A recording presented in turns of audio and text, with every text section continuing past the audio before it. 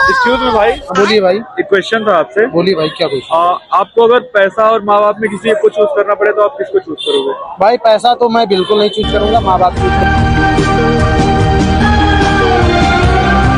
करूंगा, माँ बाप चूज करूंगा भाई।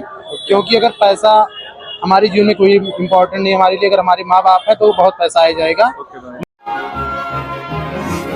माँ बाप की वजह से हम लोग धरती पर आए हैं, पैसा कमाने लायक में भाई। ओके ओके भाई। ओके, थैंक यू भाई। Okay, thank you. हेलो भाई, हाँ भाई। एक क्वेश्चन था आपसे। हाँ भाई, पूछिए। पैसा और माँ बाप में किसी एक को चूज करना होगा तो आप किसको चूज करोगे? माँ बाप को चूज करेंगे भाई।